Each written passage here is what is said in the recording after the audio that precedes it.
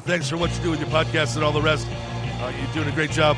Hope everybody keeps tuning in. You get a lot of good info, a lot of insights, understandings of how to get strong, how to stay strong, how to use your strength. You do a great job, dude. You make things better than they are in real life, I think.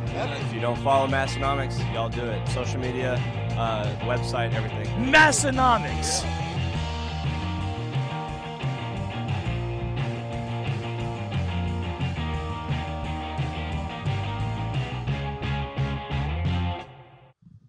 Welcome back, Cotter and everyone else. Episode 3, Season 3 of the Massenomics podcast, also known as episode, what's that? Season 3? Or Jumped a season on me? That'd be episode 1003. I'm episode 3, Season 2. There we go. Also known as episode 503 of the Massenomics podcast, the lifting podcast about nothing, recorded live from the corners of the Dakotas. As always, my name is Tanner. And my name is Tommy. Oh, we got so much to cover this week. It's going to be an absolutely insane episode. I do not know how we're going to fit this into any reasonable amount of time, but we are going to do our best to do that. And I think the best way to do that would be to start the show by talking for about 15 minutes about how much stuff we have to talk about. That's the surefire way. Setting the stage. Yeah. This week's episode is brought to you by our good friends down in Texas. We were just in Texas yesterday for a little bit, and not at the Texas Power Bars factory, but hopefully someday we will get there to check it out. They have their pre-Black Friday deals going on right now where you can get savings on all bars that they have, and they have some top secret exciting stuff that's coming out at Texas Power Bars. Be on the lookout. We might get a first glance at some of it come Black Friday, so stay checking, stay ready at TexasPowerBars.com. And this is officially Black Friday week. And, Black Friday in the American tradition is all about treating yourself and spending money. And what better place to go than the Strength Co.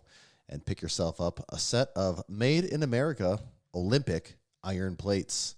They're smooth. They're easy to grip. They're E-coated. They're made to last a lifetime in your gym and look good while they're doing it. Got a whole set of Strength Co plates. Massenomics has like 5 sets of Strength Co plates in the gym there. That's the reason. They're the best. Yeah. They're the best. They're our favorite. You should have some too. Head on over to thestrength.co and pick yours up today. Thank you, The Strength Co. We just got back from a 2-day trip to the Music City, Nashville, Tennessee. I'm like for real brain dead today. I'm so freaking exhausted. Someone asked me, I was at our kids' pickup, and someone I know said, "Oh, your wife told me you guys were doing a gym tour wherever. Where'd you go?" And I was like, "Yeah, we went to," and it took me way too long to think of where we were at. I was going to say North Carolina. Place. You probably never heard of it. It's called Nashville. North Carolina. Nope, that was a while ago. I was going to say New York. Then I run through the New England states and nope, that was about a month ago. Oh, Nashville. There it is. I'm feeling great for the episode. I think my body has officially accepted that I no longer get to sleep at night, and I just continue to work around the clock, including leading up to this episode, because last night, again, I didn't get home till 1 a.m., was up by 6 a.m. to start my work day, and here we are now recording at 9 p.m., going to go to 11 p.m., and I have a ton of orders to pack that you do. And I may even just have to stay up tonight and do them because I'm otherwise unsure of when they will ever get done. Who, what, where, why, when. How was that drive home? I've had worse ones. Oh, you have? Really? I have had worse ones. Oh. Which is surprising because we burned the candle from all 7 directions for this trip. Mm-hmm. And I know we talk about it a lot and maybe we sound like a broken record, but we definitely did that again this time. And that 11 p.m., 10 p.m. to 1 p.m. drive home, the 3 hours from Sioux Falls to western northeast South Dakota, I was a little worried about it. It actually went pretty good. Wow. I wasn't falling asleep. I mean, I was tired. I was gassed. I was dead. I desperately wanted to be home. It felt like it took way too long. But when I say it went good, it did not feel like I was dangerously almost falling asleep for 3 straight hours. You weren't hallucinating at any point? Or no, anything. No, I was pretty good. And, so that's cutting to the end of the chase, I guess, too. Okay.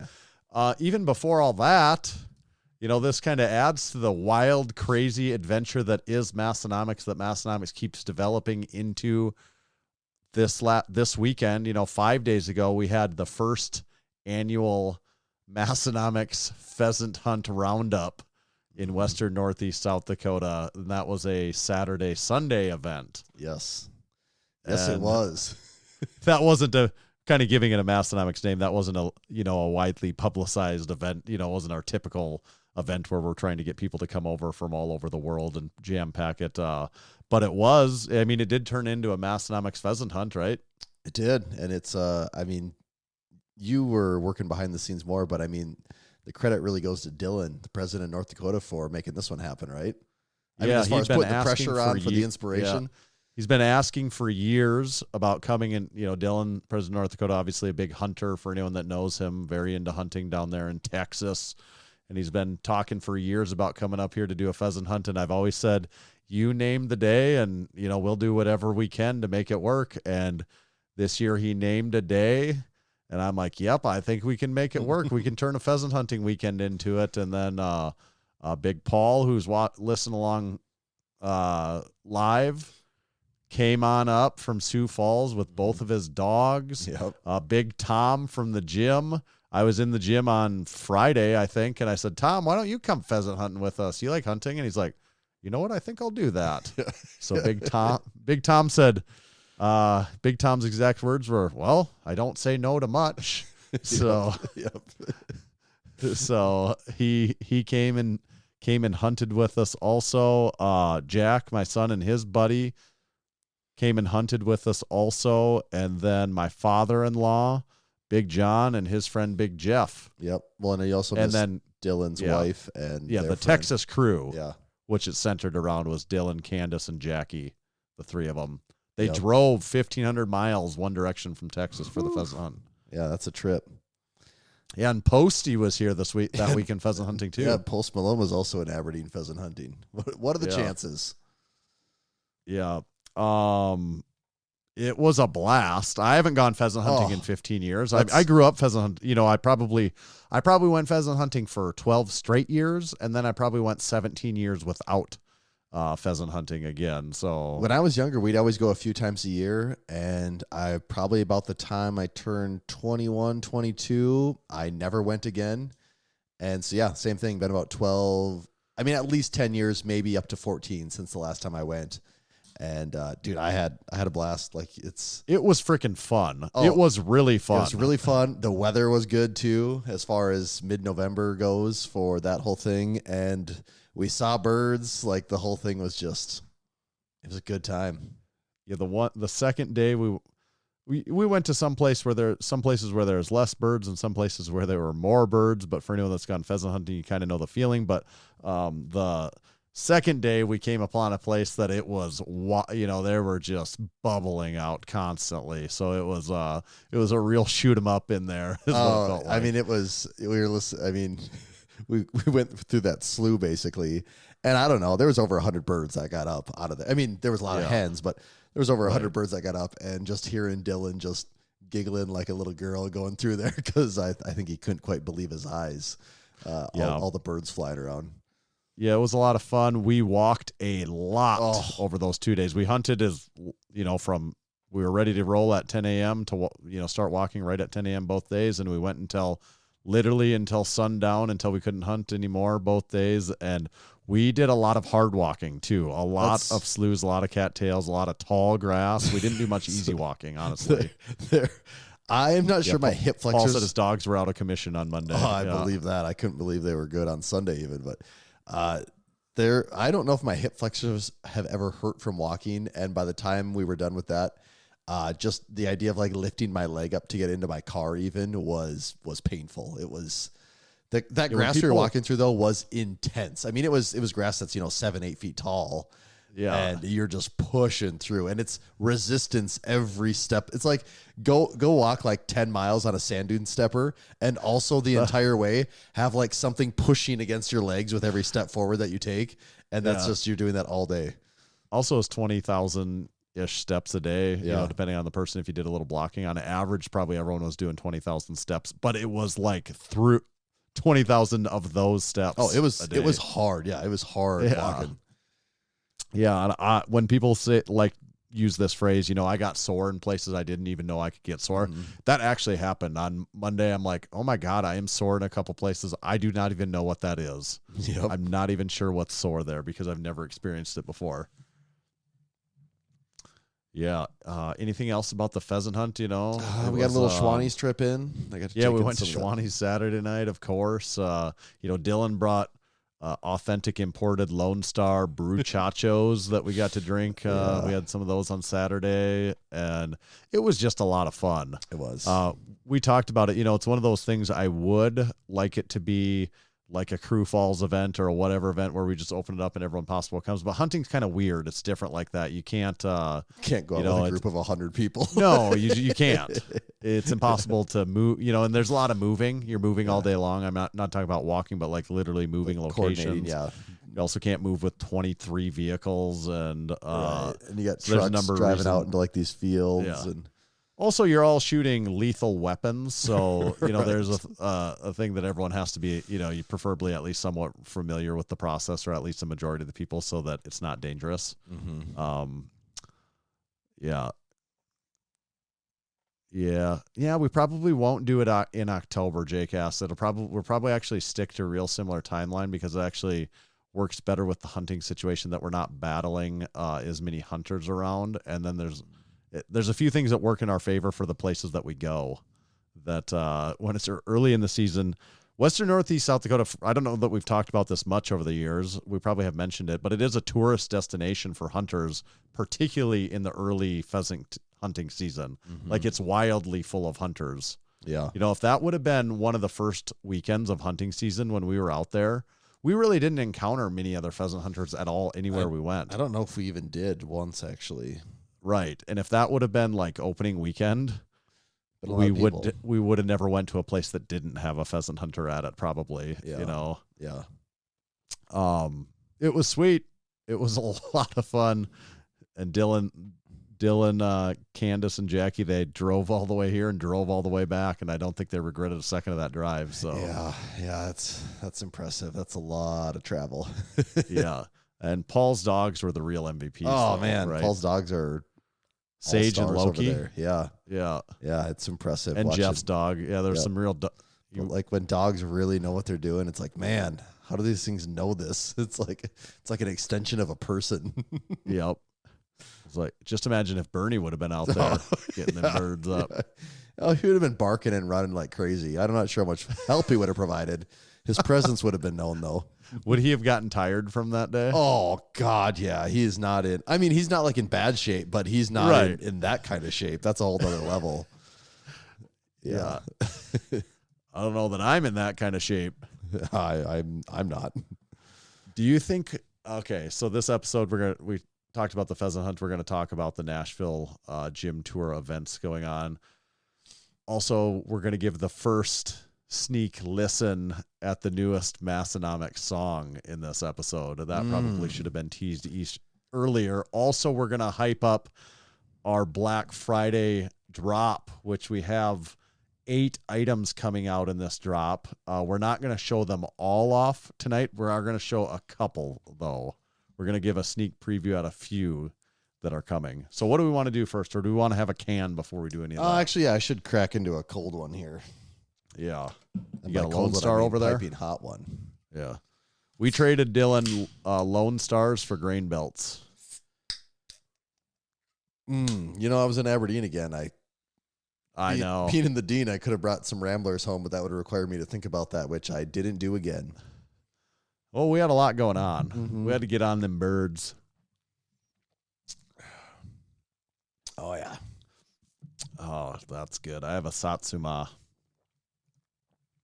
Again, I think 2 weeks in a row with the Satsuma. I think so. So then, do we want to talk about the Black Friday drop? Maybe we'll get in front of that one here. Get a little teaser out there on that.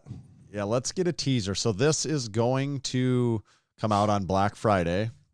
For those of us that are supporting members, for those of you that are supporting members, you get a little bit earlier look at that. If you want to see when that's going to drop specifically, you can hop into the Discord, and there's an event out there that has the timeline for the early Black Friday drop for all of our supporting members. So you guys get first dibs on everything coming out. And like I said, there are 8 new items, along with, I think we're going to put a couple things on sale too, a few items that'll actually be on sale on our sale tab.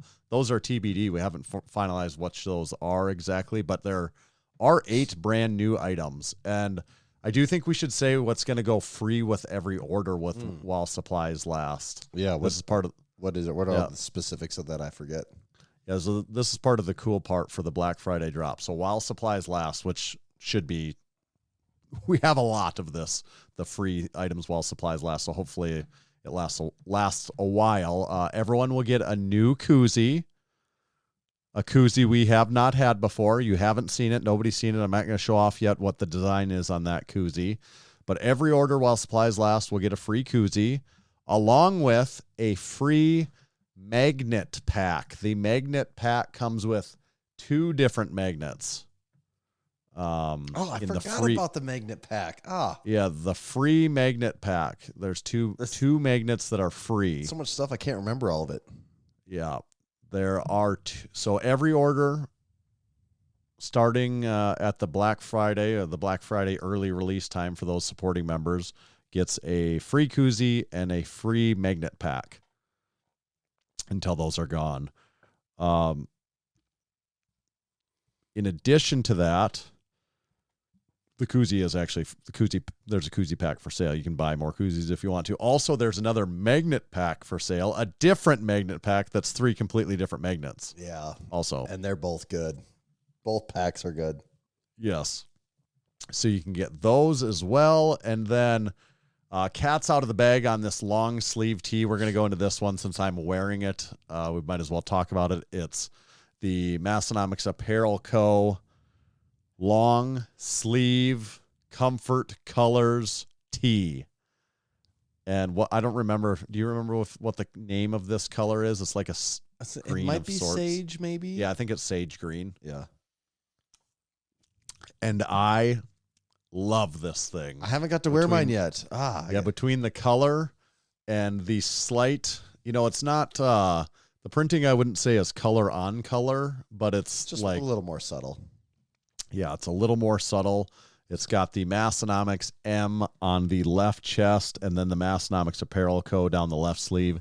This thing fits and feels freaking sweet. Love this thing. I could just wear it every day if I'm being completely honest. I haven't worn mine yet, but seeing it in person on you, I'm like, yep, that's a good piece right there. Nope, nothing on the back.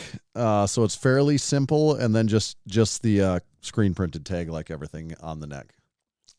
No, Garrett, not the same blank as Not the last the same one. blank. This is a Comfort Colors. Yeah, this is the same blank as the Comfort Colors tee. This is the long sleeve tee version of that Comfort Colors shirt that we obviously sell all the time. This one fits the best of any of the long sleeves we've ever had. Love it. The other thing that we're going to show off that has been seen if you've been watching closely is, we don't do this often. Black Friday is a special occasion. There is a new hat. There is limited supply available of this new hat. I have a feeling if you don't hop on this early when sales go off, you're probably not going to get one, because everyone, or not everyone, but a lot of people that have seen this hat are very excited about the hat. So there is a new hat. It does have a snap enclosure in the back, and it is a patch on the front. And I'm holding this up for the camera, so anyone that's watching along on this episode is going to be able to see it right here. And Tommy, how do you describe the art on this patch? It's like a retro, vintagey, hunting-looking patch hat. So we got this shape of a gold patch. There's a goose flying through the middle of it. It says Massenomics across the top. In smaller letters on the patch, you have Sodak and Established 2014. And first time I saw this in person was you wearing it on the day of the hunt, Tanner. I showed up to your house. Yep. It's freaking nice. I kind of had forgot about the hat because we ordered it quite a while ago. And my first thought was, damn, that's a really cool hat Tanner has on. And then once I realized what was going on, I'm like, oh, that's our hat. So that's how good it is. Yeah, and it's printed on a Richardson. It's like the Gramps. I think the Richardson Gramps hat would maybe be a short version of it, but a little bit different shape and fit than the usual Richardson common one that we use. I don't know. Yeah, Can't and it's a remember little the name more of of like that but- comfortable kind of stretchy comfort hat too. Yeah. You know, it's not like the thicker, I don't even know what you would call it. The bill's maybe a little shorter Yeah. also. It's nice though. It's a good hat. Loden green, and then it has a gold piping around the hat. It's freaking sweet. And these will run out. Yeah. I can just about guarantee you, if you wait to order on this, you will not get one. Yeah. One of the best hats we've ever made. One of the worst profit margin item. The real story on this hat, It almost didn't happen 10 different times. and we were trying to make it so bad because we just loved the way it looked and everything, and it is so expensive. We're selling it at a price that we don't make very much, but the ultimate decider on this was we thought it was so cool. We're like, at the very least, we want this hat for ourselves, so we're going to make it and sell it, even if it doesn't actually make that much sense to do so. And he's not just saying that. That is the truth. There's about 4 different times where towards the end we're like, you know what? Screw it. We just can skip this one. And we're like, nah, but it's so cool. Okay, fine. Fine. We'll just make it. We'll just make it, and it's just cool, so we have to. We do also have 2 other new shirts, 2 other new tees coming out. One is brand new. One is a variation of something we've done in the past. We've got a brand new hoodie, a not zip, a pullover hoodie that's coming out on the same hoodie blank that we've used for the last several. We probably don't have to say much about the hoodie. We could leave something for the surprise there. Yep. And then we have lower body. Yeah, we have a pair of shorts. Coming out also. And then we kind of talked about the magnet packs, koozies, and some sale items there. So that is the Black Friday drop. And really, all of it is limited to a certain extent. I guess I would say limited because just of the craziness of Black Friday. That, you know, especially some items get hotter than others, and some will sell out in sizes on the first day. Yeah. Like, that's just the fact. And that's what I was going to say, you know, as far as the Massenomics business is concerned, Black Friday, Saturday, you know, that 48-hour stretch there is our craziest stretch of the entire year, our busiest stretch of the entire year for online sales. And, yeah, we're excited for it. We think we got some really good things. And thank you in advance to anyone that orders something. It really does make a difference here. Yeah. Yes, it does actually make a difference. It is kind of how we nut for the year. Where the nut is made. It's how we make our nut for the final quarter of 2025. Really go out of Q4 with a bang. Mm-hmm. A synergistic bang out of Q4. We're tearing down silos to end Q4 with a synergistic smash. We're all about synergy over here. We were eavesdropping on airport conversations over the weekend, and the way that people talk in a way that is like, are you joking or you being could say serious? we're pretty bullish on this conversation. Buy low and sell high, am I right? That's right. And we do have the new Massenomics song. It's going to be a hit new single. I just wondering, like, can we just like lead with the song? I think we Or can. do we- I've listened to this thing like 10 times today, and I can't get enough of it.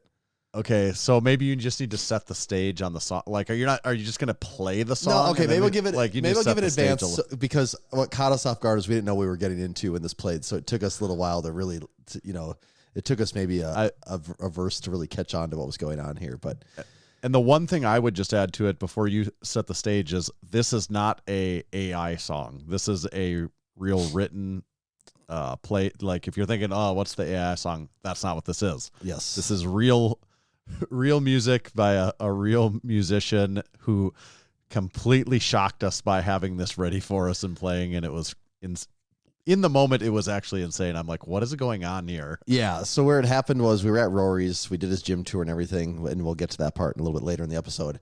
And we were all done. It was dark outside. We were loading up the car. We were just about to hop in, and Rory goes, "Oh, I forgot. I have a song I want to play for you guys." And we're like, "Oh, okay, cool." So we go inside, having no expectations. I don't know. No one's ever told me they have a song they want to play for me before. Actually play, because Rory's a musician. So we go in, and he doesn't give us a heads up on anything. He just says, "Hey, I've just been working on this today, and I just want you guys to hear this." And so we're just standing there, and what I'm about to play is the recording of the song that he did. And it's freaking sweet. It's freaking sweet. Should I say the name of the song? Maybe that's giving away too much of the excitement. Yeah, here. you gotta listen. For those listening along, it's fun because part of why this was so cool is we're sitting there in his cool office with all of his his guitars and everything he's got. The lighting's cool in there where he's going to play it, and we're just sitting there not knowing what to expect. So we want everyone to listen maybe like they don't know what they're about to hear here also. And I got to say, when we were sitting there in person, it was so fun. It was so cool hearing that for the one thing we'll give you a heads up on is listen to the lyrics. They're very Massenomics specific. I didn't know that's what we were getting into when the song was playing. It took me a moment to realize what was going on, but listen to these lyrics, man. And we ready for this, Tanner? World premiere? Let's do it. World premiere. Here we go.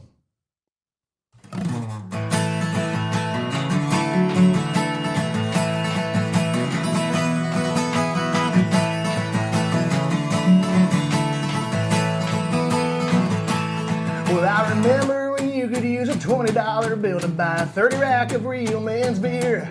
There were no notes of citrus, no hoppy finish. No, we didn't like that crap around here. I don't know, now we're round up to charity. Or at a gratuity. When did we start tipping cashiers for selling us cold beer? Things ain't what they used to be. Back when we used to be a proper freaking country. Back when we used to be a proper freaking country.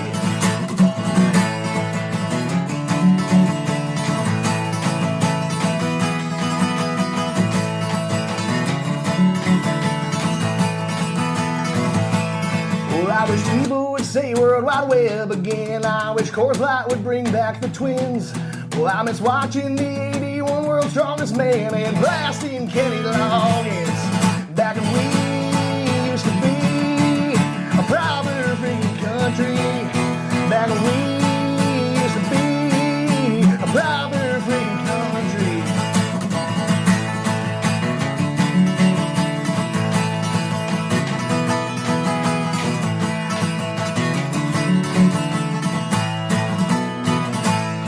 It seems the world has gone insane. Even cigarettes have been replaced by robots that make fruity things called vape. They didn't need that back in my day.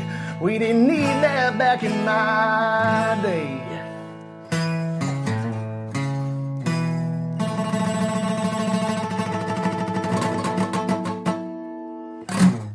Back when we used to be a proper freaking country.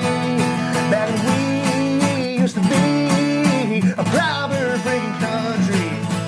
A proper freaking country. A proper freaking country. Woo!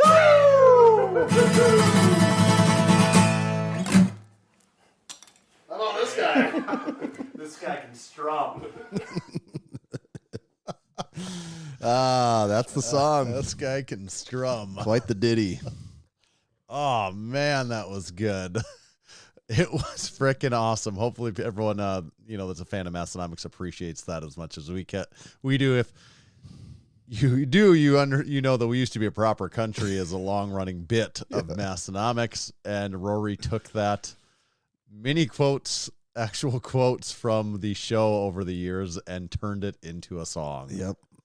And he did great. And it's one of those things where, in person, you're taking, it's just so much is happening, but we've really dissected and listened to all the lyrics a lot. And man, he nailed it. It's great. Yeah, he actually looked up transcripts over the podcast the last several months. To find all the things we've complained about, Yeah.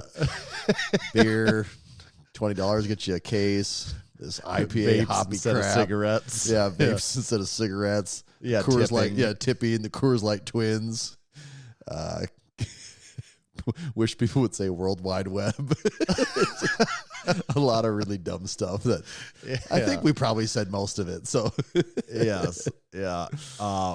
And one other thing on it, actually, the music video of that, I think, is going to come out like a day or two after this podcast does, right? Like, that's Yeah. our plan. So you'll be able to see the live recording of it going down. We'll have that on YouTube. Yeah, we'll put that on our YouTube channel. We'll collaborate with Roar Man on that one. And, man, that guy can frickin' strum, can he? He can strum, yes. Yeah. Colton asked if it's on Apple Music. No, so it's not on Spotify. It's not on Apple Music. It's going to, the music video that Tommy recorded there will be on our YouTube shortly after this comes out, probably the next day or two, but it will be likely audio version on more refined audio version that Rory's working towards getting on Spotify. And that probably will be before the end of this year, I think, roughly is the goal. Before the end of 2025, it should be on Spotify also. We used to be a proper country by Rory Ellis. That's great. Yeah. So that was so cool. We get all kind, everyone always treats us well everywhere we go, and we always have a whole bunch of great experiences. But this was a first for sure, right? Absolutely. Have never had someone do a custom in-person song for us. Yeah. Okay. Should we do supporting our supporting members for the week? Yeah. Supporting our supporting members is a relatively new segment of the podcast. It's only the third time that it's appeared here in season 2 of the show. So still very new, very fresh in season 2, actually. It's how we give back. One of the ways we give back to those that give to us. If you'd like to become a supporting member, we'd love to have you go over to Massenomics.com/join. That's where you can get signed up. We have several different levels that you can get signed up at. There's more entry levels, more advanced tiers, depending on what level, you picture yourself at, where you fit into the puzzle. We'd love to have you anywhere. Any of those options would be awesome to see you sign up. If you're not already, you get a whole bunch of perks back. One of them is this that we're going to do here. Then a whole bunch of other things like you get to our Discord. You can listen to our pre-show. It's what we put out there before the actual show each week. We don't record it. It's only for supporting members. It's also how you can listen along live, like several are right now each week. We have special mailers that go out a few times a year that we give gifts to just supporting members. Many other things. What's the community, right? I didn't even talk about the community that you get involved in. You can come lift in the Lift Hard, Leave Easy Classic, come to Crew Falls with us in a couple weeks. Whole bunch of community events that is just for supporting members. And this week, Big Matt says, in the Garage Gym Competition 2025 fall version, he got top men's 110 kilogram lifter. Nice. Yeah. Big David and Big Ryan had a crew meetup in SoCal. Where I think they exchanged bells of steel stringers. I was dying when I watched that. Was that just on his story? I can't I even think it was remember. a story, yeah. Oh my God.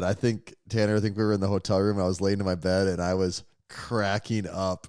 Like I couldn't keep it together with that damn bells of steel stringer. Big Andrew found out that he's having a baby girl. Big Jen competed at the Legends Wait, meet. what Big Andrew? Big Andrew from Ohio. Oh, okay.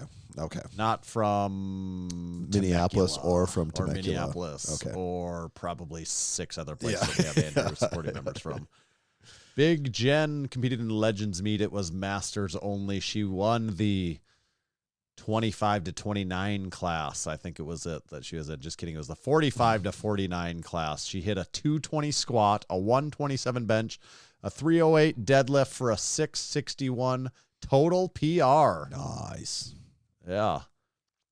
Big Sage and Big Loki for sniffing out those birds this week.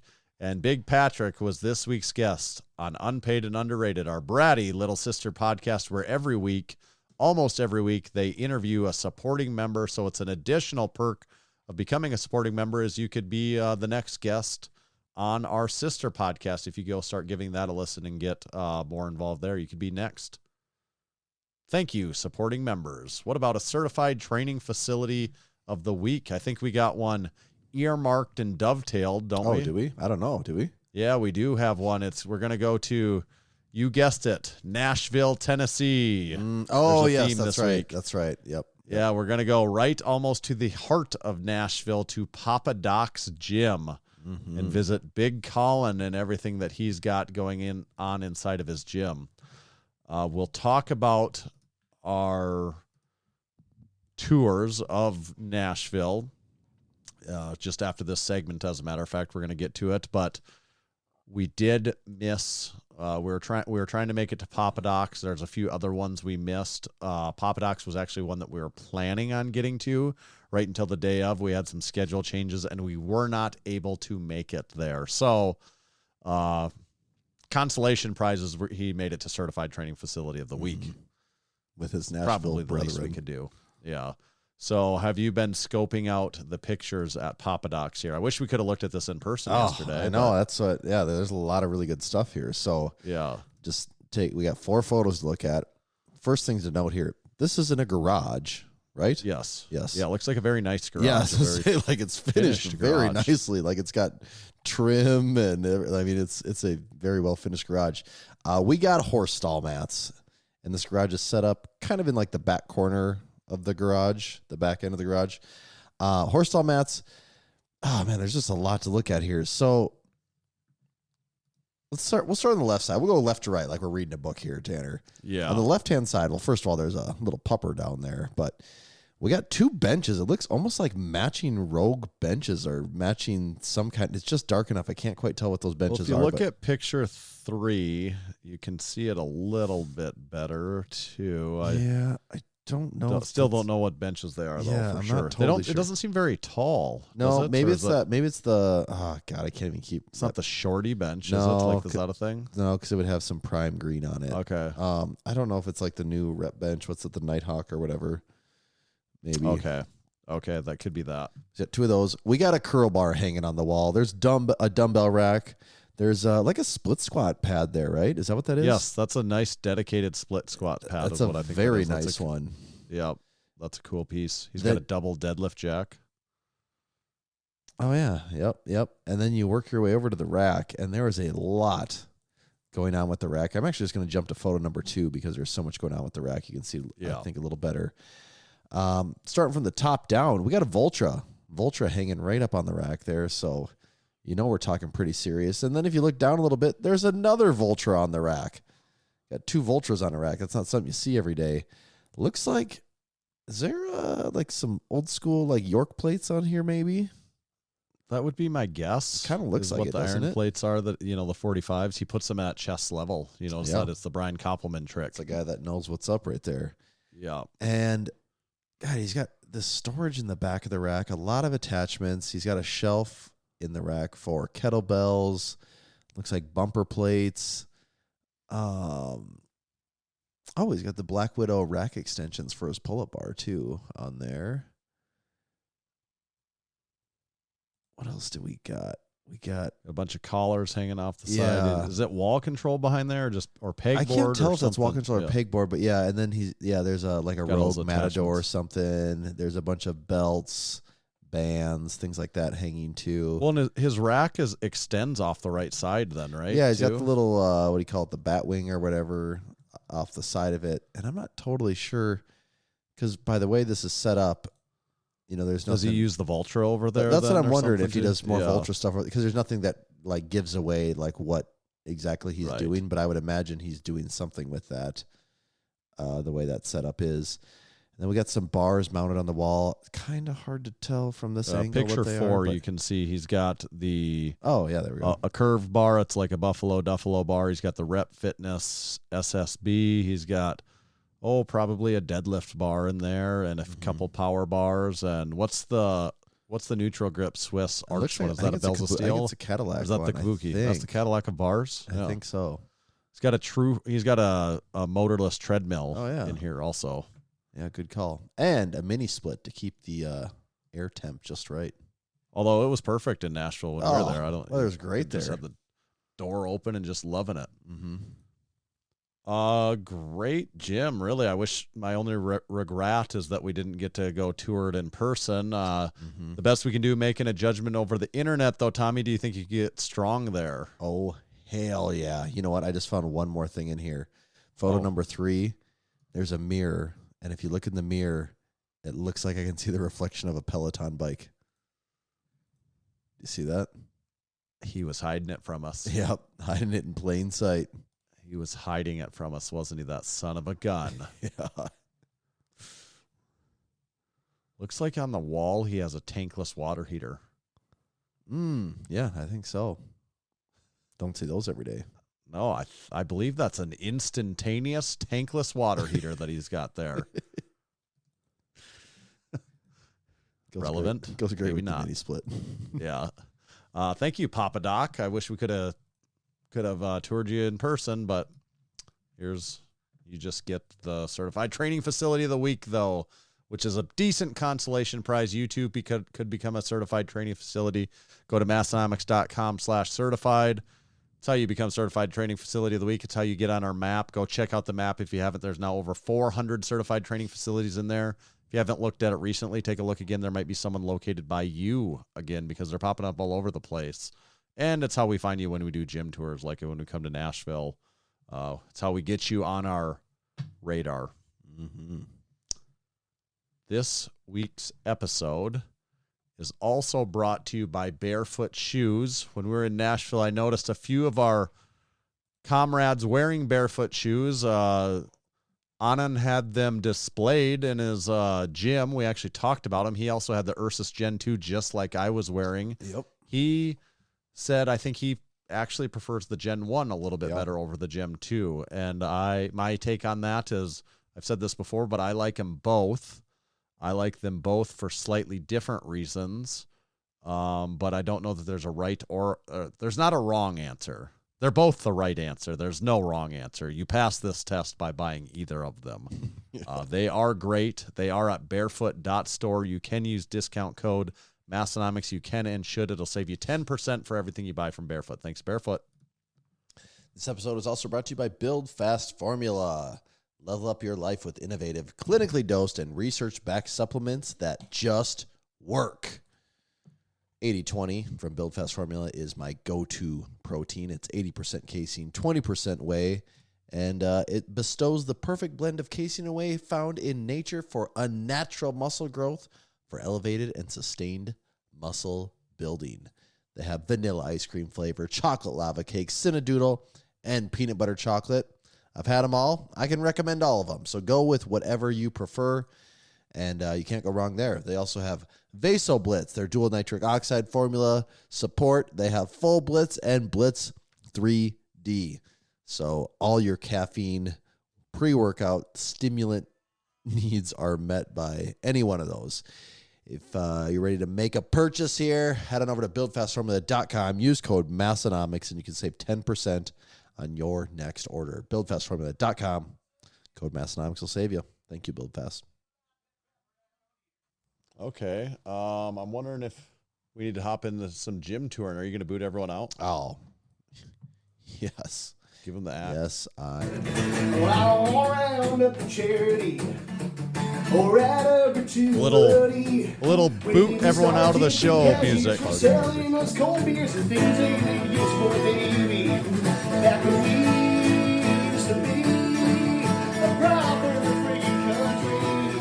Back when we used to be a proper free country.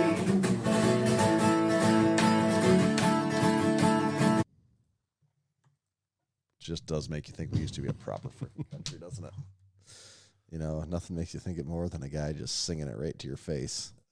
Really drives the point home. Really strum it right at you, doesn't he? I'm excited for that to come out on YouTube, Once actually. a guy gets to strumming, you know, it's all business. Okay, so kind of getting into the title topic. I suppose we'll call it the title topic, right? Yep. Ooh, ah. Okay, we toured Nashville. How the heck did that trip start? Well, like all of them, super, super early. And why did it start even also? Why did we even go to Nashville? Yeah, so the whole thing, actually, they got to back this up to our previous trip. When we made our trip to the Northeast through New York, Connecticut, Massachusetts, Rhode Island, we stopped at our good friend Brian Koppelman's house. And while we were there, you can go back, watch the tour. He made a comment about, I believe, using the GHR in WWE superstar Sheamus's home gym. And he might have even in the video made a comment of, oh, you guys should go to his house. You guys should go tour his gym sometime. Go do it. And that's the type of thing you go, yeah, we should, but we don't have that connection. And if you listen back, I think after we recorded that episode, we said, oh, we got done with all the gyms in the Northeast, the tour. We were so exhausted. And on our way to the airport, we're like, oh, finally, we can just relax. We can turn the brains off. We can be done. We sat down in the airport, and I don't know, we'd probably been sitting in our chair 30 minutes when you get a text, Tanner, on your phone from Brian Koppelman and a number we didn't know. And that was Brian and Sheamus. And Brian had already made the connection to Sheamus, said, hey, guys, figure this out. And the whole part of us saying, oh, finally we can relax, we realized, like, nope, this is not done. Now we need to orchestrate. Essentially one of our biggest tours and trips ever that we have to do now all of a sudden. Yeah, we got to orchestrate this trip with Sheamus. And so, like, we're nervously texting back and forth in the airport, like, oh, do we text right away? Should we wait a little bit? Like, what do we say, And we just texted him right away, and he also texted us back right away. He was actually in his garage working out at the time, and there was some back and forth. Well, and then we had to get on the plane, so then there was a couple hours of just nothingness, and then we got off. We're right back to texting, and he kind of his option was, hey, do you guys want to be here on like Wednesday, which is like 2 days away, 6 days or 4 days or whatever. Yeah, it was like 4 days away, and it's like we actually can't do that, and so we ended up arriving at this date of like November 17th or whatever. Yeah. And so this was about a month ago. So we had about a month to plan this thing out, which actually worked out well for us because then we could start planting the seeds on getting these other gym tours lined up. And we went into the weekend with the initial plan was 6 tours, right? 6. Yeah. We went in with 6 tours. We ended up walking away with 5, but there was a little scheduling conflict, but we did get 5 great tours out of it. And freaking smashed them. Oh, we did. And bangers. Like you were saying, the days always start way too early. The alarm goes off at 4 a.m. and we catch our flight out of Sioux Falls, which luckily went off without a hitch, outside of just still somehow taking way longer than it should. And we get to our gate, and there's like still only a few minutes. Like, there's enough time to go to the bathroom, and that's sprinting. About it. We weren't sprinting, but there was enough time to go to the bathroom and wait about 5 minutes. And bored. I'm bored. Yeah. But we did get to Nashville without an issue. Tanner, what do you think? Which was awesome because I was getting pretty worried, to tell you the truth, of the way everyone was talking about flights. Yeah. Yes. And we had to connect through O'Hare, and O'Hare was having a lot of problems with the whole situation, with everything that was going on. So. Yeah. So, other than the one flight being just a little slow, everything went pretty smooth there. And Tanner, do you have any thoughts on people that work at rental car booths at all? Okay, we do actually have to. This is a Massenomics aside. I'm glad you brought that up. I would have completely forgot about it. It took me a second to remember what happened. Also, got to say, such a blur of my days that I'm like, wait, that was like 2 days ago right now even. In my mind, that was 2 weeks ago. I just can't.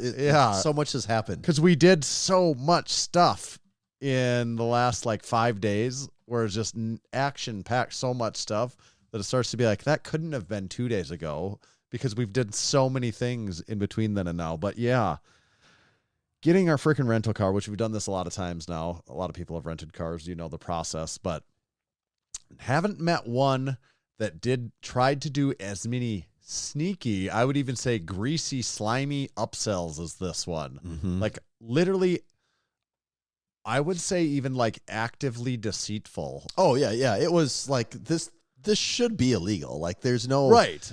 I actually believe that it probably is on. Yeah, some I mean, level. I couldn't ethically do this to someone all day, every day, Right. and go home and sleep at night. Like I did have to Google it though. Do people working at rental car booths make commission? Yes, they do make commissions. Spiffs and stuff on those upsells. Yeah, they make commissions. That's exactly what's going on. It's crazy how when as a company you incentivize just selling shit versus like doing what's best for your customer.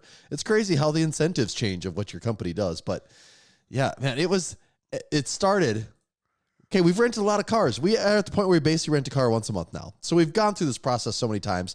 First of all, any ahead of time check-in is just a chance to upsell you again. Yeah, it's just a song when they want and you dance. to check in on your phone, it's just to upsell you. Because I did this thing. It's like, oh, if I check in on my phone, maybe I don't have to do all these questions in person. Still have to do them all in person because it's all just upsell questions. Yeah. That's all that it's a check-in. Is a second chance to get you to purchase more options. Yeah. And at best case scenario, you go to these, they ask you, hey, what insurance plan do you want? And we say no insurance. And they go, okay, that's fine. And that's about best case scenario how it goes. Worst case scenario is how this one goes. And it starts right off the bat. The guy goes, and to be fair, this time we were renting through Thrifty, which we typically don't do. Right. And which is a little more budget. Yeah. Quote unquote, but budget is also a name of one, but it's a little more at least economical seeming. I don't know if the price is that much cheaper sometimes. It's not really that much maybe of a difference. it is. Right. But it started, he's like, oh, do you guys just want me to put you down for, if we do, because then the other thing I always ask you is the prepaid fuel. And we always say no. We're adults. We can run to a gas station before we go.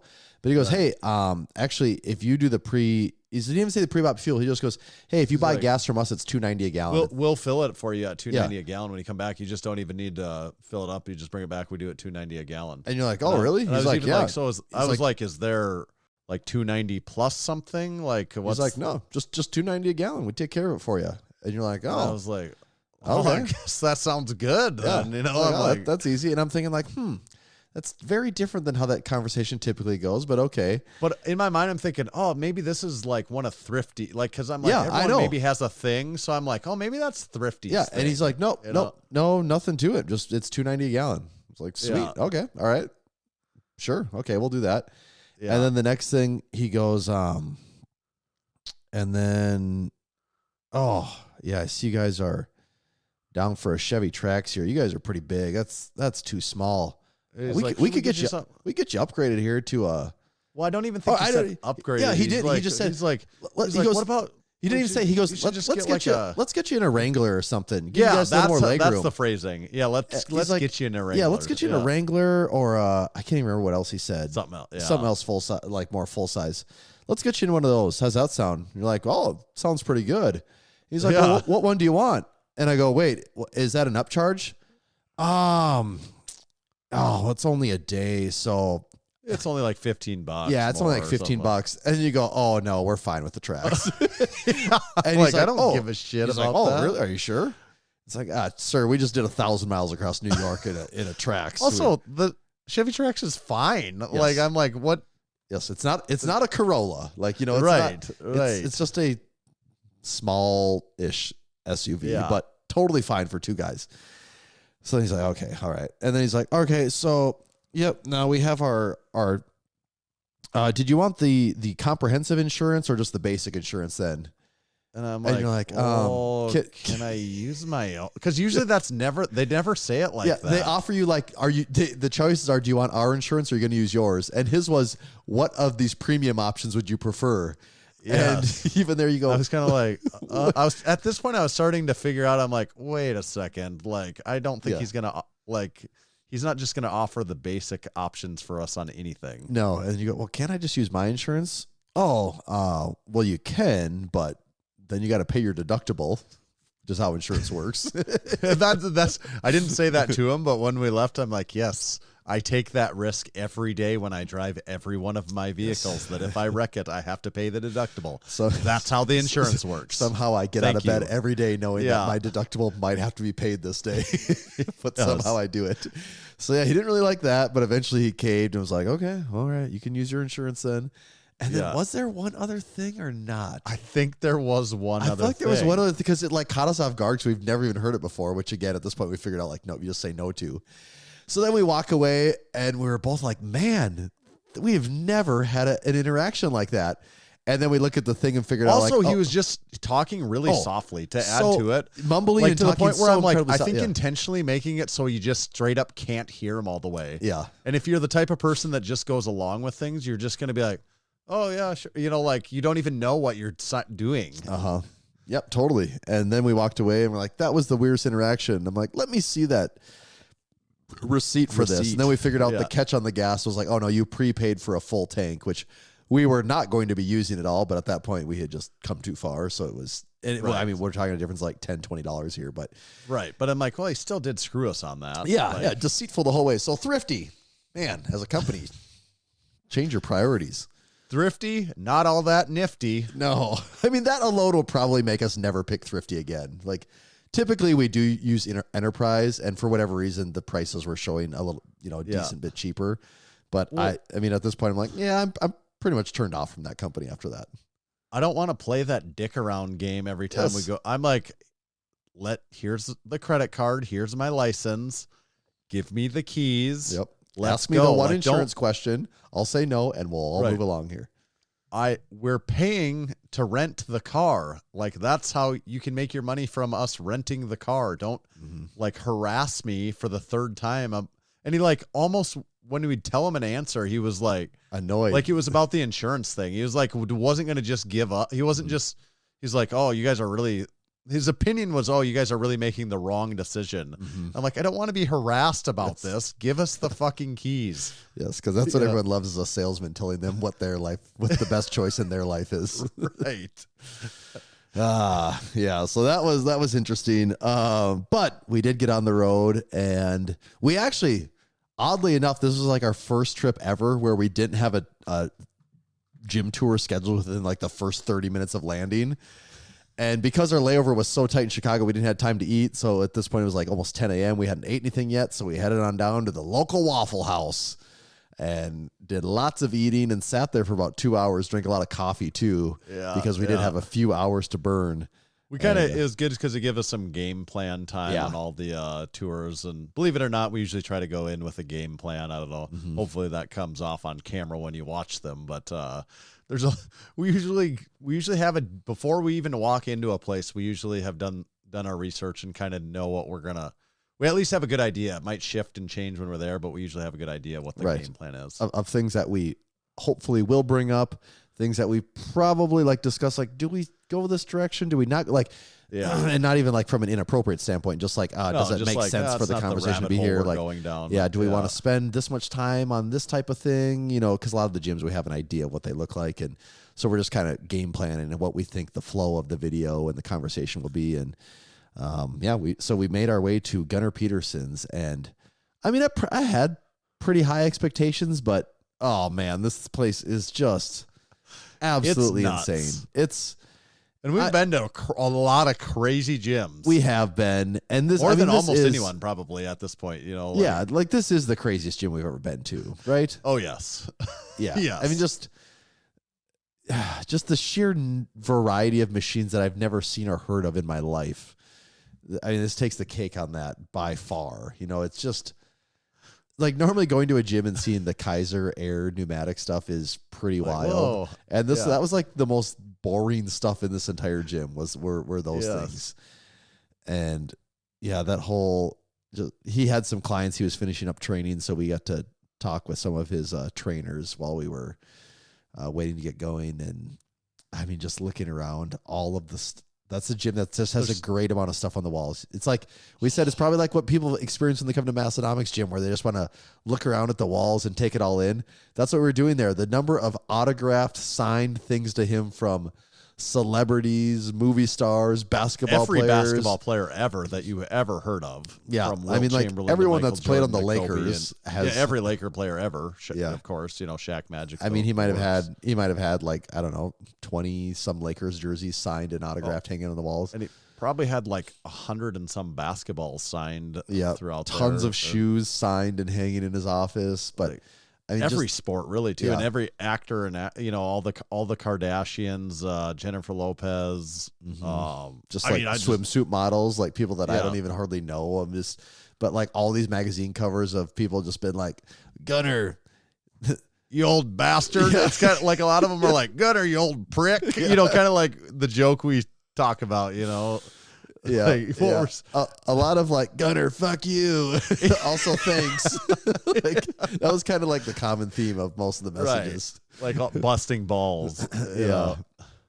Yeah, and it was sweet when he wrapped up with his he was on a hard deadline, and we knew that ahead of time. That's also part of what we game plan, is like how fast we approach these things. And I think like the first thing, he's like, oh, nice to meet you guys. What do you need from me? What do you need? And then we're gonna start talking. He's like, you know what?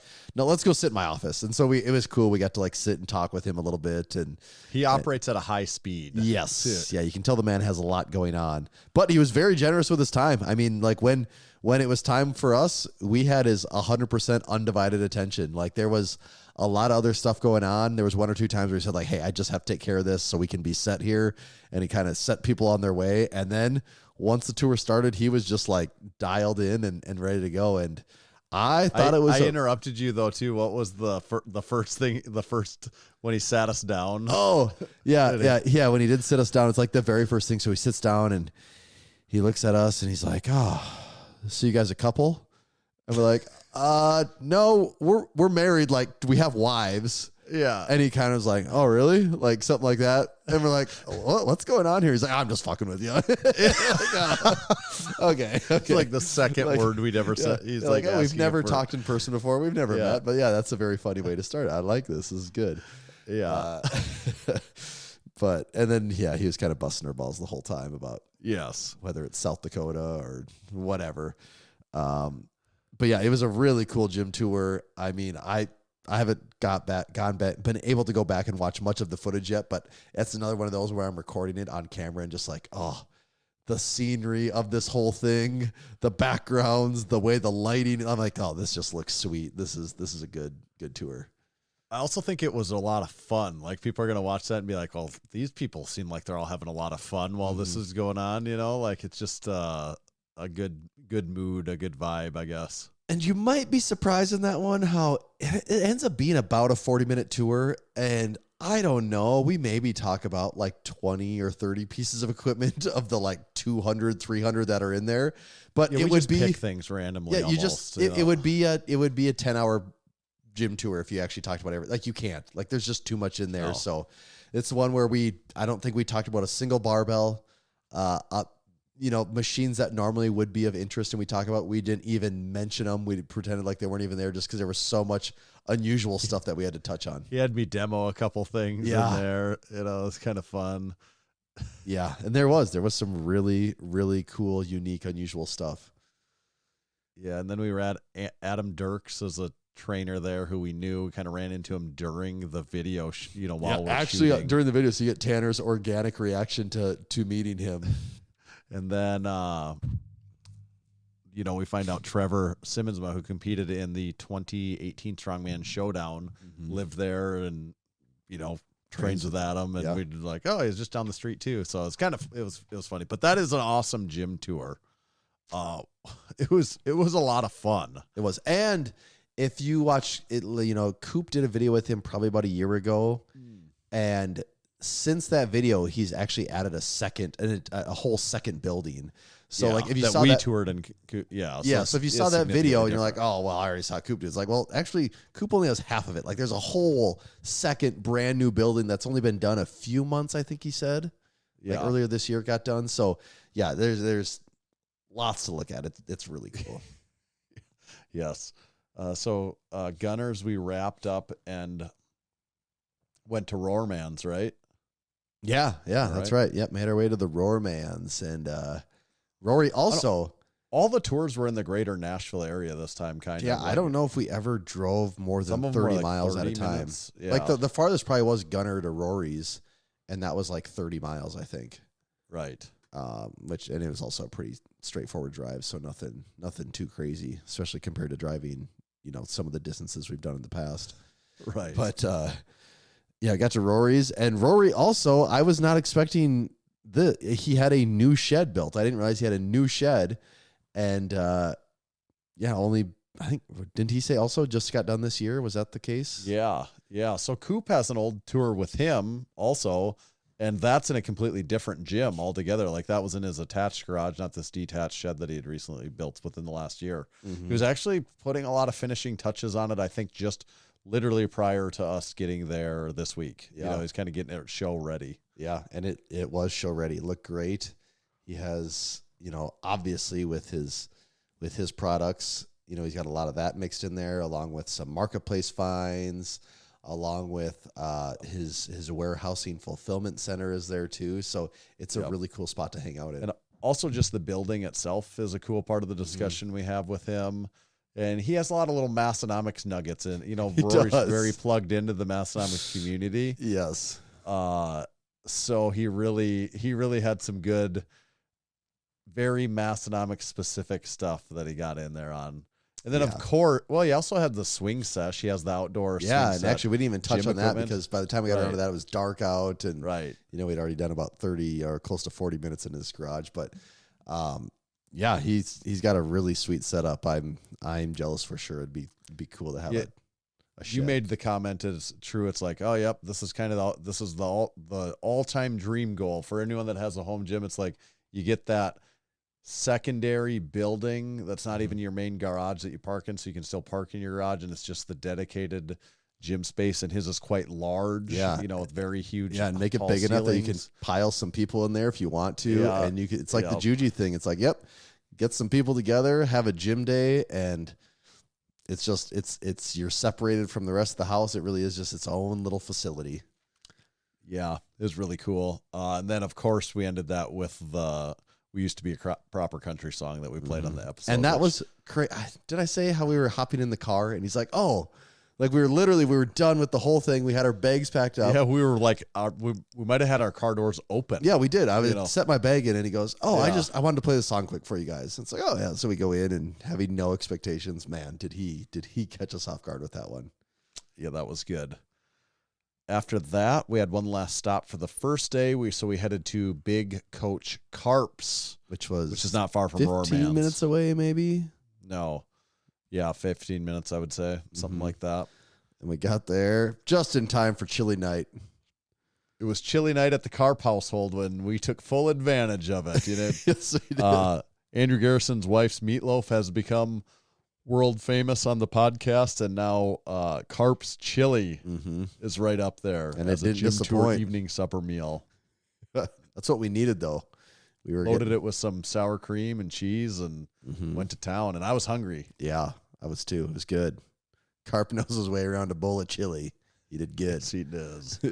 Yes, he does. So we got to eat chili with the fam, sit around, hang out with his wife. His daughter was there, got to play with the dog a little bit. Yeah. And then it was time to get to business. We went out in the garage, and that YouTube famous garage gym, got to see it in person. Yep. Did the full tour. He's got a variety of different equipment in there because he's reviewing different stuff. He's got a lot in actually, there. I would say we talk about it probably on the tour. I'm sure we did. It was part of it, but kind of the more budget-friendly brands like that Mikolo that he had, some of that stuff I'm like, pretty decent. It's like, pretty this isn't impressive. Crap. Like, I'm like, some of this cheap, more budget brands, some of the stuff's probably still crap, but I feel like they're coming around on certain pieces where you're like, it's maybe like a little thinner gauge than the other brand, and a couple things here and there. A lot of people don't want to admit, but doesn't matter. And maybe it's for like, them. maybe the J hooks suck, but the rest, like maybe a couple portions of it suck, but if you just upgraded those portions, it's actually quite nice. Yeah. I mean, he had, Mikolo, he had a RitFit thing in there. I had a Mikolo bench too, I think, right? Yeah, the bench. I mean, my take, I'm like, oh, this stuff is surprisingly good. Like, I don't know if 10 years ago, if people would have believed you that this is like the budget import stuff. Right. And those companies have really figured out how to step the game up. Yeah, and Karp's, of course, supporting member certified training facility, all that is.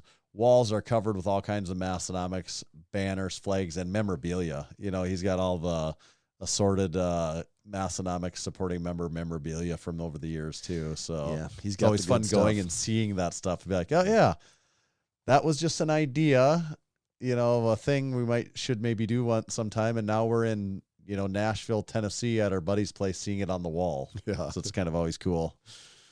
Yeah. Yeah, it was good though. Coach Karps, we wrapped up then fairly late, maybe by like 9 p.m. we Yeah, I were think, done there. I think it was around 9. Yeah. So then we drove to downtown East Nashville, or just downtown I think it was just Nashville? downtown Nashville. Yeah. Yeah, just With the downtown idea of like that Nashville. makes our day the next day a little easier because the plan was to go to Sheamus's at 7 a.m. bright and early start, and that was kind of just a bit of a balancing act because Sheamus was just on Monday Night Raw like 2 days before. Actually, the short of that story was that we were just finishing Rory's tour that we talked about, the timeline and everything, and I think I got a missed call from him while we're touring. So I call Sheamus back, and he's like, starts to. It's always funny when people that are. We've had interactions with some people that do like famous stuff, like Sheamus in the WWE, of course, and a few other things here and there.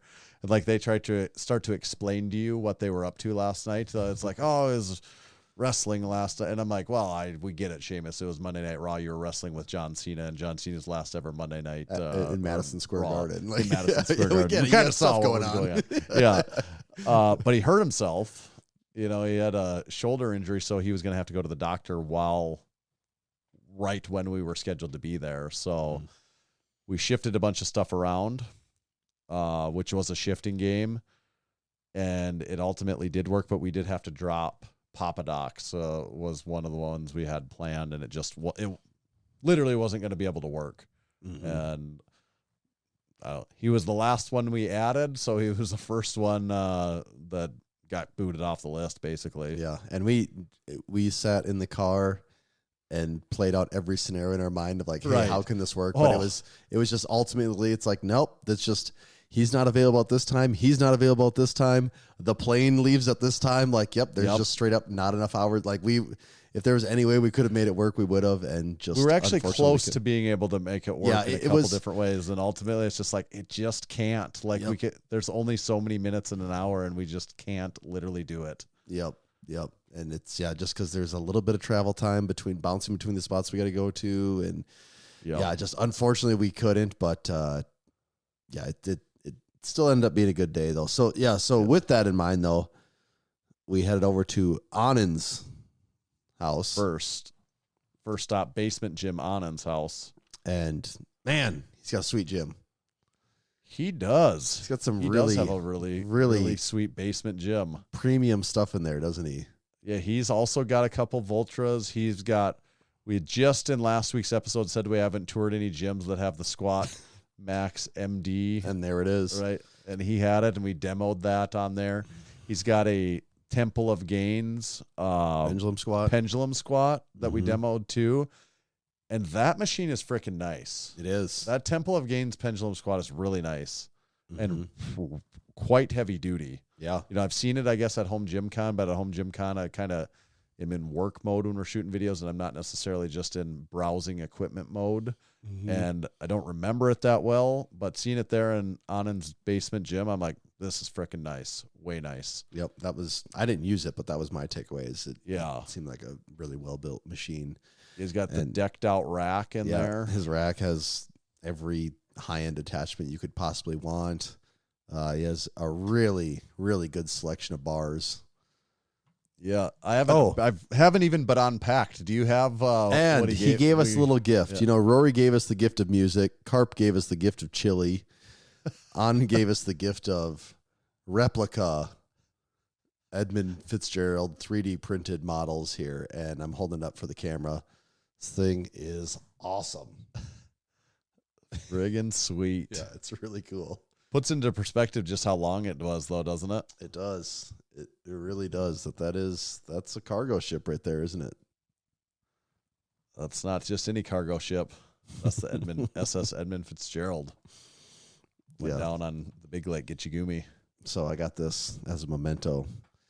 And I'm trying to think if there's anything else from his gym that was that we haven't touched on, but I mean, you got the like all Edmund these. Fitzgerald. It was also a very fun tour. I feel It like we was. got to goofing around a lot too. You know.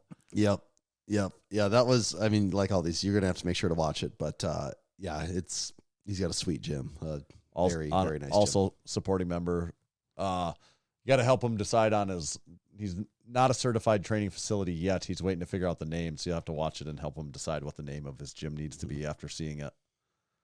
Yep. And then it was to Sheamus's house, so it became the last stop of our Nashville journey. And frankly, Sheamus is pretty famous, so I was like a little nervous going to Sheamus's because it's like, well, we don't want to screw this up, right? Like, I want this to be. And we've also like starting to get kind of tired here. It's been a crazy at this point about like 30 hours. Yes, with this minimal rest, so it's like, okay, really got to have the A game, got to have this all put together, and luckily he's got a sweet gym. He's a professional that knows how to be on camera, do the whole thing. So I don't know. To me, it went pretty damn good from my angle, Tanner. I don't know how you felt about it, but awesome too. I think that it probably ends up being about a 40-minute tour. Yeah, I think it was right around there. And it's a really good 40 minutes. It's loves lifting and loves his home gym and stuff. So that's kind of, the first qualifiers right there. Part of the fun part, you mentioned it too. We gave him the drink spotter, and he was genuinely pumped about the drink spotter. I don't know if there's been anyone more excited to receive a surprise drink spotter than Sheamus. He was jacked for that thing. Calling in his family for everyone to see the drink spotter. Yeah, they were. And I would say, as a personality that people know from WWE, of course, behind the scenes, Sheamus was awesome too. Just like super nice. You always wonder, like, oh, what are people like? Actually, and he was awesome. It was just like basically anyone that we go to do a gym tour with in that way. Yeah, and he, being a veteran of the WWE, has a lot of good stories and just perspective on. He's like, I'm like wrestling with kids now. I'm 48 and I'm like wrestling with guys that are 21. Like it's just hearing him tell some of these stories was pretty crazy. And, obviously just being on Monday Night Raw 2 nights before also, but it was a sweet gym tour. And also, we always, every time we do a gym tour, this is a little inside talk here for how we do these. We do the whole gym tour, and then when it's done, we kind of recap how the tour went, what we talked about, and that's how we decide what the talking to the camera intro part that Tanner does. So we have a pretty good idea what that's going to be going into it, but just once we've actually done the tour, then we refine what were the highlights of the actual tour. Yeah, so it's today we're at so and so's gym. He's got a great selection of this, and this. So we're going to check this out. Let's get the tours, something like that, and then from there, I'll know what we talked about, and I'll get the B-roll to finish up, and that's typically how our shooting schedule goes. And if it is also the hardest part, it's the hardest part, because it's got to be precise, punchy. It's got to be punchy, have a little bit of a hook, and also get the point across, and also be fun. Be something that makes people want to watch the rest of the video. And a lot of times for gyms, it's just Tanner talking to the camera. Sometimes if it's someone of notoriety, we might have them on the camera with us. In the case of Sheamus, occasionally it could be a skit. Right, we've done a little skit thing before too. Yeah, but in the case of Sheamus, it's like, essentially what we're doing is cutting a little promo for this video. And it's like, well, as a WWE wrestler, that's like 50% of your job is to cut these promos. And so that's basically what we said is like, usually what we do is Tanner talks to the camera and hypes up what's about to take place. But, you're Sheamus. You're the man. You're the professional. Can you do this? He's like, oh, yeah. What do you want me to do? And we're like, well, we usually just say like, you're going to run, we're going to talk about this in the gym, check it out, do this whole thing. And he's like, yeah, I got this. Yeah. He's basically like, here we go. And he pretty much looked at the camera, did his whole thing, kind of gave it the fella, the wink, and banger. Walked away. And I'm like, dude, just nailed it first try. Like, we said we need about 30 seconds. I think it ended up being like 28, just without missing a beat, stumbling anything. I'm like, all right, yep, these guys know what to do. These guys get it. This is awesome. It was impressive. Actually, honestly, like in person, it was pretty impressive. Yeah, I can honestly say that's the first time we've had ever, I mean, you don't ever tell someone to just talk to the camera unless they regularly do it because it's so hard to do. Like, it's hard. We do it a decent bit and it's still hard to, it's not easy. Like sometimes if you're watching us, you'd watch and be like, wow, that was pretty, you'd even be like, oh, those guys are pretty good at that. Sometimes you'd watch and be like, yeah, that was rough, because it doesn't, and if you fuck it up a little bit, it just gets harder and harder and harder. It does. Oh yeah, it does. It does. It's like this snowball effect where you mess one word up and then you just can't say that word ever again because like when two sides of the coin. When we did Anand's, I did it in one take, and I was like, that was good. Like, and it was like that was really good. I looked at him like, that's maybe the fastest Tanner's ever done one. Like it was effortless. And you didn't have. The big one is when you don't have any ums or ahs or pauses because it's really easy to do that. And when you only have, like a short amount of time, you don't want to be peppering in about a bunch of these extra words because it just doesn't sound as polished and refined. Right. And like you nailed his, but when we did Sheamus, it was just like, here you go, man. And he just understands the assignment. I think it was maybe like when we did Jake the Snake Hide and Strength.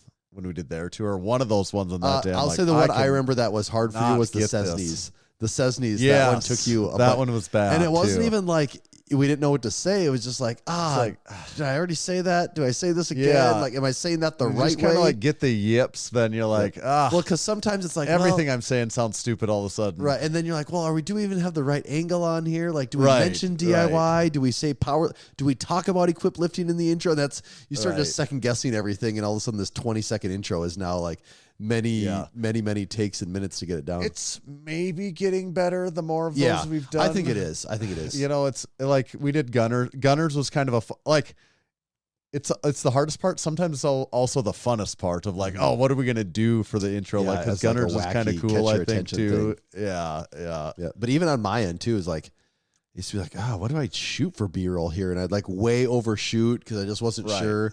And now that we've done this enough, I'm like, oh, no, I know when he says this, I need to do this.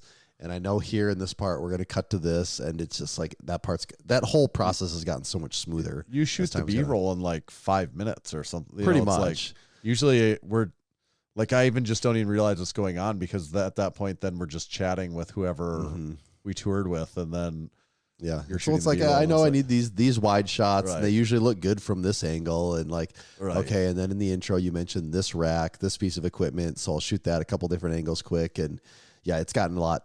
I'm just more sure of like what I shoot. I know I can make it work where I used to just be like, I don't know how this is going to work. So let's just get like 50 B-roll clips. And then when you go to do it, you can only use 10 because there's only enough time for it. So I've just gotten more efficient there. And not that our earliest tours were even bad, and some people would possibly never even notice some of the subtle differences, but I do feel like what we've developed into that it's become more and more polished that you watch it now and you're like, it's like watching a little 40-minute show here, like that's what it should be. I mean, like most recent, as far as this goes, Brandon's tour, like I'm like, that one's great. He's on there. And that's one you pretty much got first try too. I mean, it might have taken actually like 2 or 3, but it was fairly effortless. And the B-roll I think all looks awesome. Like it gives you a really good idea of what you're getting into with his gym. Brandon had a funny little thing to add on at the end too, and like that's just a good example of how you do it right. Right. Sheamus's was our last one. Then it was off to the airport, right? Was up to the airport where we hadn't ate all because that day started so early. It was before our hotel breakfast, so we just had to get a sandwich at Starbucks, which I don't like to do. Ultimately, the annoying thing about that is because we ended up within the last minute schedule change, we could have eaten the breakfast in the hotel room. That sucks. Yeah, that's where that sucks, and it's not anyone's fault. But it's like, in a perfect world, we would have just had that extra 20 minutes to actually be there and eat breakfast, but they weren't open yet, so we couldn't. And so at this point, I don't know, what did we get to the airport at? Like 2:00 or something. Yeah. And it's finally time to eat. And we go to this place and they have this like giant, what do they call it? Like barbecue board or something. Yeah. And it says serves 2 to 3. And we're like, it's probably not going to be like that much food. Right. But we got it. We're like, we'll just split it and see how it goes. And we got it. And it's all these different, brisket and pork and cornbread and sausages. And I mean, it was really good. It was really, really good. but you got done and you're like, I think I could just eat a whole one of those myself again. And I'm like, I feel like I could too, but we were also about to hop on the plane, so there wasn't time to eat more. We're like, well, we're going to get off this plane ride in 2 hours. We'll eat again in Dallas, because that's where our connection was. So we get to Dallas. We get to our gate, looking at what the options are for food. And the last time, I like Italian food. We just never really go to Italian restaurants ever. And not that there's a ton to pick from even, but we just never really make our way there. And I was like, I think the last time I had Italian food was like one of our trips a few months ago. And I'm like, it was really good in the airport. I think we should do that again. So we go get this Italian food, and it came out and it was tasty, but the portions were very small, especially for Italian. The portions sucked. Yeah. They were not up to snuff. It was not good enough. And we got done eating. You're like, I could just eat again. I'm like, yeah, me too. Should we just go eat again? And so we signed the check off there, walked to the next part next to the gate, which was the Mexican food, and then sat down and we're like, well, I could get something small. It's like, well, but we just have never been satisfied. So we just got a whole nother, we both did like the taco bowl. You know what else was funny? Because we had walked by the Mexican place before we picked the Italian place, and the waitress had like offered us to come in that first time. We don't go. We go eat at the Italian place. We come back an hour later, and she's like, "Oh, you guys decided to come here eventually after all?" And it was just like, "Yep. We just decided to come here." No, this isn't just our second meal in the last 10 minutes now. So we sat down, had our taco bowls, and we're like, "Yep, could still even eat more. This still just isn't enough." Still somehow. was not full. Like I hadn't been full in like 2 days. I'm like, I desperately just want to feel not hungry at all again. Yeah. You know what I mean? Like, I know, just like really, really satisfied, Yeah. Didn't get there. It's like we're at a food deficit. It seems like it shouldn't work this way, but it's like we couldn't like crawl our whole way out of this food deficit hole from getting like 2 meals a day. No, we couldn't. Just listen to the dog hack back here. You can't hear it on, but the microphone. Yeah, have our Mexican food, hop on the plane, and at this point, it's like someone had drugged me. I could not stay conscious at all. I was just like in this crazy just days of not knowing what the hell's going on, where we're at. It was a very odd like 2-hour plane ride of sort of sleeping, but not totally asleep. You know how airplane sleep goes, but yeah. Then we landed, and you hit the road, and got a lift right home. Short little 3-hour trip down the road. Said I back to work I ain't today. Done traveling yet. Yeah, I'm just only begun, and then here we are now recording, and it's been a hell of a ride for the last week of Massenomics. All positive though. All positive. Yeah. All really good. It's all just stuff. There's a lot of shit going on. Like that's what it is. And it's that way because things are going good. So, well, speaking of shit going on, like it probably is we probably do need to talk about it this episode because it's probably more relevant this week than next week. Isn't it the Jujimufu video that's going to come out, or am I? Yep. Because that should come out as of recording this tomorrow, right? Isn't that what he said? Right. So it sounds like we've actually got to see it. We got to see the director's cut of Jujimufu and Brian Shaw's grip training video at Jujimufu's house. And people might not know what's going on here right now. Even like, right? You got a message out of the blue. Was it about a week ago? Yeah. Tanner just gets a message from Juji, which is also he's funny. just asking me a bunch of questions about the horse. He had a horse stall mat gripper. I don't know that he'd really used it much yet, and he had a lot of questions about the record board, about the rules and all this stuff. And I'm like, oh, sweet. He's going to do it and maybe, try and get himself on the board or something is what I assumed. He wanted to record a lift. Mm-hmm. And then what was the timeline? I got a message from him later and he's like, oh, I noticed I was going to buy a horse stall mat gripper and I noticed you're out of stock. When are you getting more? I'm like, well, actually we're in the process of making them right now. I just brought them to my garage like today and I have to put them together. It takes a while and I don't, I've started to put them together, but assemble them. And he's like, how fast can you do that? And I'm like, well, why? What's the deal? And he's like, well, first of all, I gave mine away to someone And second of all, we've got a video coming up.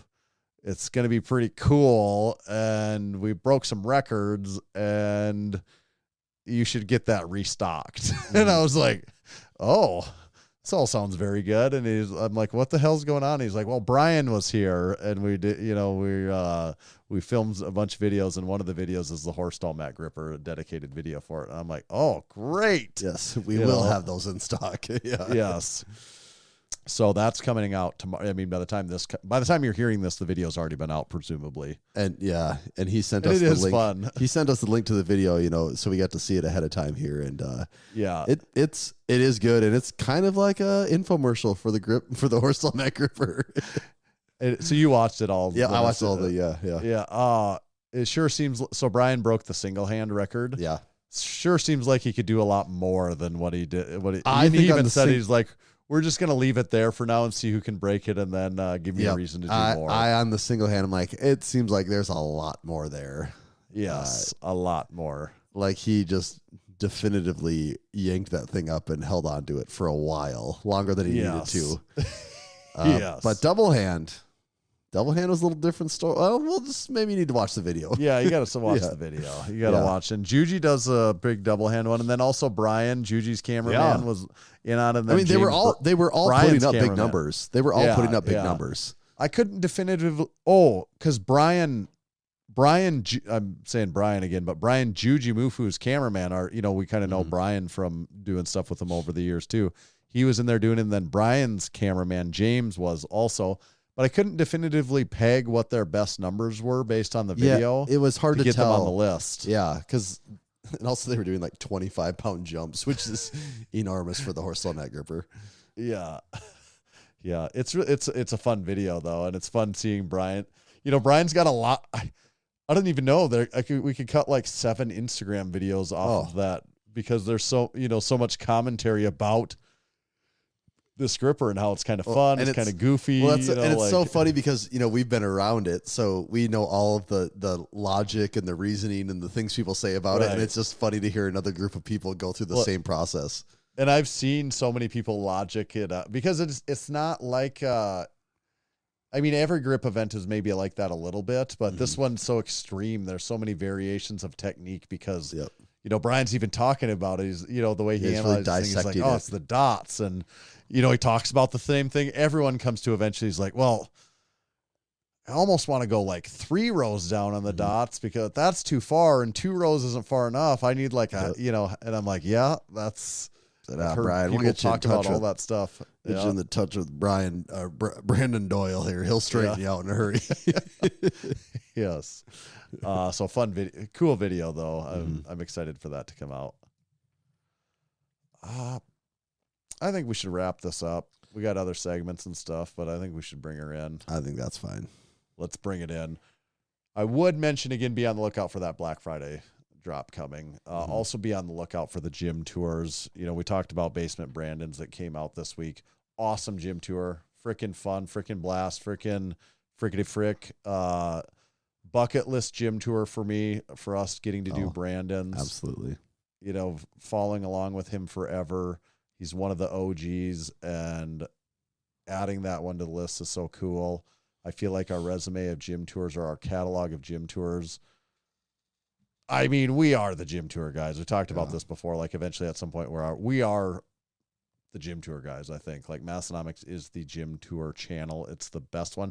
Do we know which one's coming out next week? I know we have a schedule. I think it's the Vulture one with Brandon, right? Oh yeah, that's right. So yeah, during Thanksgiving week, and that's actually we're gonna put that out on Black Friday, I think, instead of Thursday, which is Thanksgiving. So then after that, back to some gym tours again.